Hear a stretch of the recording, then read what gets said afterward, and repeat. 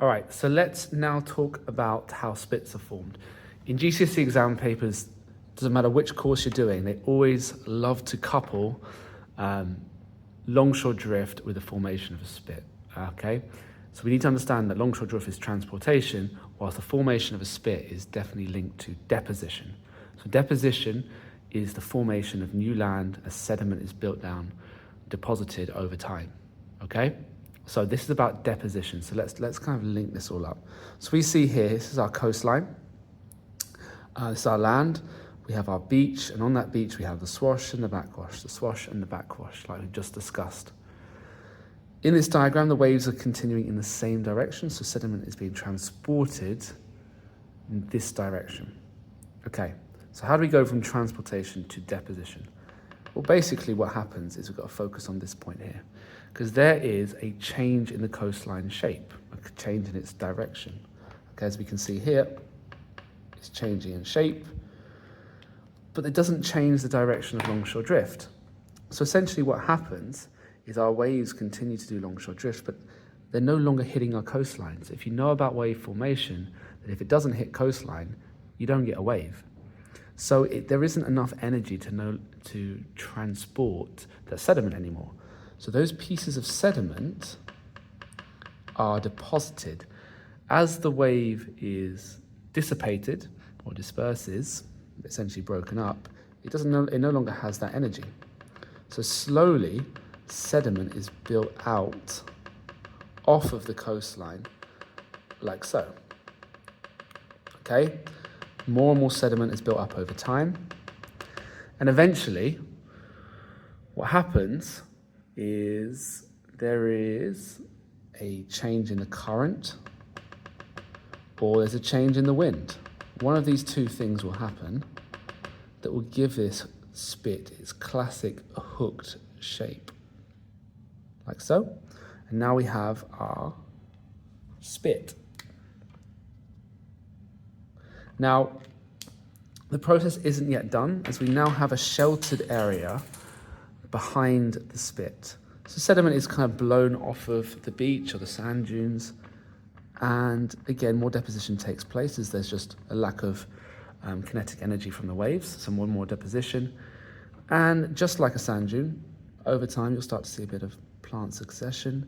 Some marine grass might start to form. Vegetation starts to merge. That vegetation then dies, starts to form soil. In that soil grows bigger plants like bushes or so, and then eventually trees. And what we have is a change in the change in the shape of the coastline. Okay, like so. So that's really how a spit forms, and it's this idea of moving the process from transportation to deposition.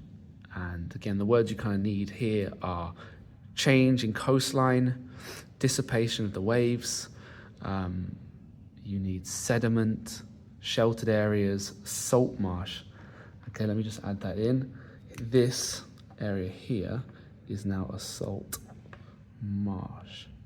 Okay, and that's really it, really. I think if you were going to get those kind of keywords into your writing, you'd do very, very well. Okay, don't forget about the prevailing wind as well. All right, we're now going to jump into just very quickly looking at a tombolo and a coastal bar and how they form. Yeah. Okay, so let's look at a question from the Geography B Edexcel paper 2. Again, this is a physical process, so they're very similar between AQA and then also Edexcel A as well. Okay, so here's our question. Pause it and bug it if you know how. If you don't, I will continue. Okay, B, box the command word, explain. U, underline, wave direction, formation, spit. Glance at the marks, 4 marks. Now here, it says you may use a diagram to tell you. The key word in all of this is may. You do not have to, okay? You may use a diagram. Me personally, I was pretty good at my writing, so I used to always kind of avoid doing diagrams if possible, and then I'll just kind of add a random little sketch diagram at the end, okay? It may be that you want to do it that way. So it worked for me. Here is our mark scheme. So we see here, wave hits at an angle, driving sediment up the beach, swash, perpendicular, backwash, spit, depositional landform. Okay, so there's everything we covered in the video is in here. We just need to turn it into a paragraph, and we do that through our connectives. So, just a quick acknowledgement of the diagram that you could produce. You know, we find spits when there's a change in direction of land. Longshore drift continues in that direction with due to longshore drift, and then it hooks back in. So, I mean, that there, for me, if I saw that in an exam, I'm looking to give that 2 marks, okay? Which means you don't really have much writing to get down. However, it needs to be different. What you're writing needs to be different from what you displayed on the diagram. So, again, it gets a bit confusing. So, we're going to proceed as if you decide to decline the option to do a diagram, and you just want to do the written instead.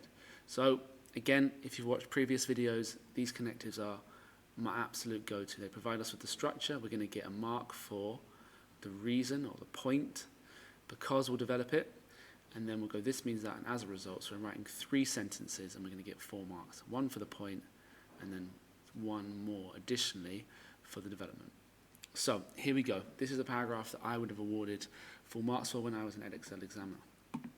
One reason is the process of longshore drift, because waves approach the shore at an angle with the swash and backwash transporting sand and sediment along the coastline. I could have put something about the idea of backwash being perpendicular, but I think I've done enough there. Okay, I've acknowledged that there is an angle, there is swash and backwash and transporting sediments. There's enough of my key geographical language to definitely pick up that 2nd mark there.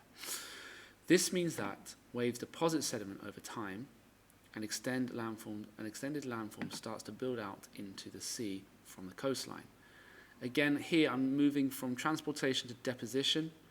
I'm talking about its extended landform, and I'm talking about coast. Again, there's enough there for me toward that 3rd mark, so see how I can get the 4th mark. As a result, a narrow spit develops.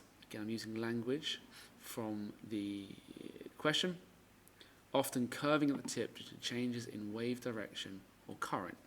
So add that little bit of extra knowledge about the fact that it curves, and that could be due to 2 factors, wave direction or current. Okay?